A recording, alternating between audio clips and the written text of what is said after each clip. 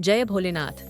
आज हम एक ऐसे रहस्य को जानने जा रहे हैं जो सदियों से शिव भक्तों और आध्यात्मिक जिज्ञासुओं को मोहित करता रहा है। क्या आपने कभी सोचा है कि ब्रह्मांड के संहारक महायोगी भगवान शिव को भोलेनाथ क्यों कहा जाता है?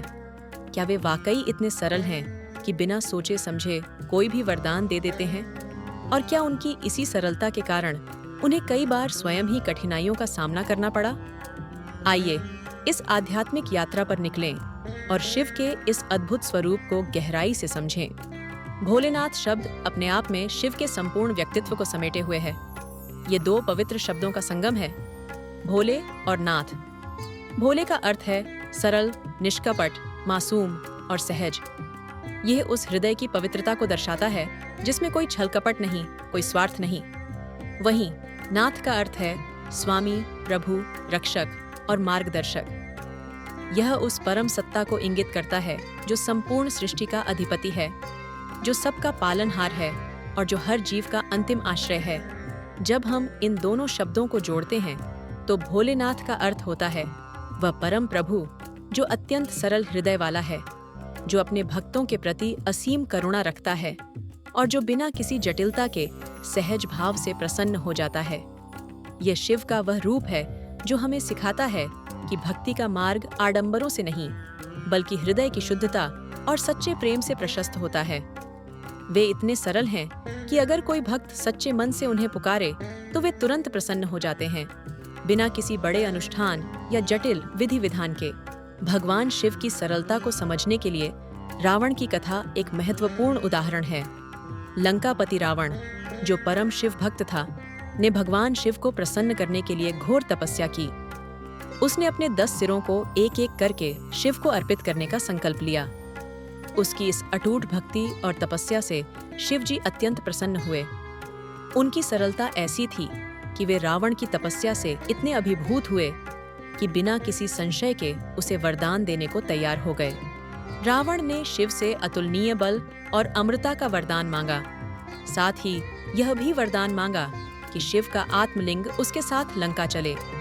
शिव ने उसकी भक्ति से प्रसन्न होकर उसे अतुलनीय बल का वरदान दिया और साथ ही आत्मलिंग को लंका ले जाने की अनुमति भी दे दी, लेकिन एक शर्त के साथ कि आत्मलिंग को रास्ते में कहीं भी भूमि पर नहीं रखना है।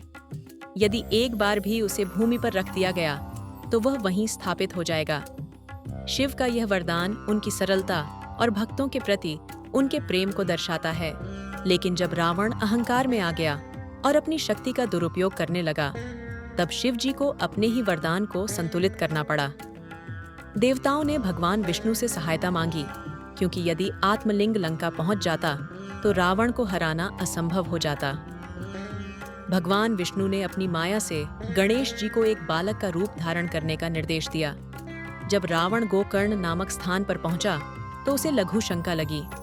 उसने बालक बने गणेश से आत्मलिंग को कुछ देर के लिए पकड़ने का अनुरोध किया।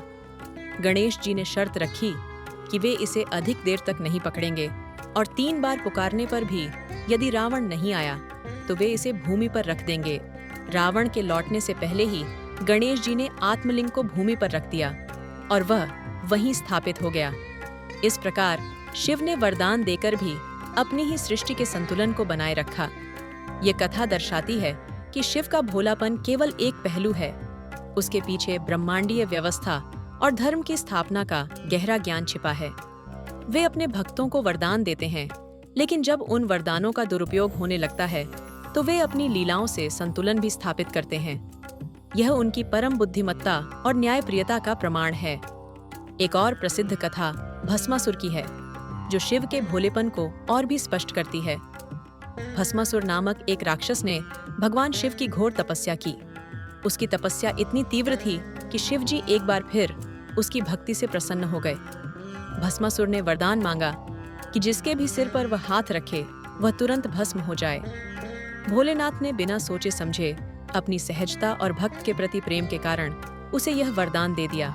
लेकिन वरदान मिलते ही भस्मासुर के मन में अहंकार आ गया और उसने उसी वरदान को शिव जी पर आजमाने की कोशिश की।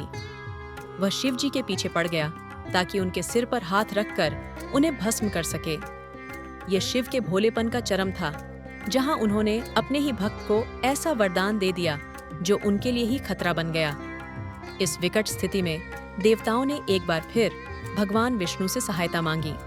तब भगवान विष्णु ने मोहिनी रूप धारण किया, एक अत्यंत सुंदर स्त्री का रूप। मोहिनी ने भस्मासुर को अपने नृत्य से मोहित कर लिया। नृत्य करते करते मोहिनी ने एक ऐसी मुद्रा बनाई जिसमें हाथ सिर पर रखा जाता था। भस्मासुर मोहिनी के सौंदर्य और नृत्य में इतना लीन हो गया कि उसने बिना सोचे समझे मोहिनी की नकल करते हुए अपना हाथ अपने ही सिर पर रख लिया और वरदान के अनुसार वह तुरंत भस्म हो गया। यह कथा शिव जी की भोलेपन और सरल स्वभाव को दर्शाती है, लेकिन साथ ही यह भी बताती है कि ब्रह्मांडीय व्यवस्था को बनाए रखने के लिए अन्य दिव्य शक्तियां भी सक्रिय रहती हैं। शिव का भोलापन उनकी करुणा का प्रतीक है, लेकिन इसका अर्थ यह नहीं कि वे अज्ञानी हैं। वे जानते हैं कि अंततः धर्म की ही विजय होगी और उनकी लीलाएं भी इसी उद्देश्य की पूर्ति करती हैं। ये कथा हमें सिखाती है कि वरदानों का दुरुपयोग नहीं करना चाहिए और अहंकार का परिणाम हमेशा विनाशकारी होता है। शिव जी केवल बड़े बड़े यज्ञों या जटिल नियमों से प्रसन्न नहीं होते। उनकी सरलता का सबसे बड़ा प्रमाण यह है कि वे दिखावे के नहीं बल्कि भाव के भूखे हैं। एक बिल्वपत्र, एक लोटा जल और सच्ची भावना, बस इतना ही उन्हें प्रसन्न करने के लिए काफी है। यह उनकी सबसे बड़ी विशेषता है जो उन्हें अन्य देवताओं से अलग करती है। वे किसी भी भक्त के लिए सुलभ हैं, चाहे वह कितना भी गरीब हो या कितना भी धनवान। यही कारण है कि वे गरीब से लेकर राजा तक सबके प्रिय हैं। वे भेदभाव नहीं करते, चाहे भक्त रावण जैसा शक्तिशाली राजा हो या शबरी जैसी साधारण भक्त। हालांकि शबरी का संबंध मुख्य रूप से भगवान राम से है, यह सिद्धांत शिव पर भी लागू होता है कि वे जाति, वर्ण या धन नहीं देखते, केवल भक्ति देखते हैं। शिव के लिए भक्त का हृदय कितना शुद्ध है ये मायने रखता है, न कि उसके पास कितनी संपत्ति है या वह कितने बड़े अनुष्ठान कर सकता है। उनकी सरलता हमें यह भी सिखाती है कि जीवन में वास्तविक मूल्य भौतिक वस्तुओं में नहीं बल्कि आंतरिक शांति, प्रेम और करुणा में निहित हैं। वे हमें सिखाते हैं कि सच्ची भक्ति आडंबरों से मुक्त होती है और हृदय की गहराई से आती है।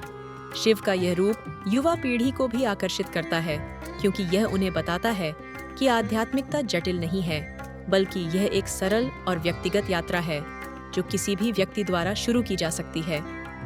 हालांकि शिव जी सरल हैं, परंतु वे अज्ञानी नहीं हैं। उनका भोला रूप केवल एक आवरण है, उसके भीतर छुपी है ब्रह्मांड की गहराई, परम ज्ञान और असीम शक्ति। वे सृष्टि के संहारक हैं जो बुराई का नाश करते हैं। वे ध्यान के देवता हैं जो योग और तपस्या के माध्यम से परम सत्य को प्राप्त करने का मार्ग दिखाते हैं। वे काल के भी काल हैं, महाकाल।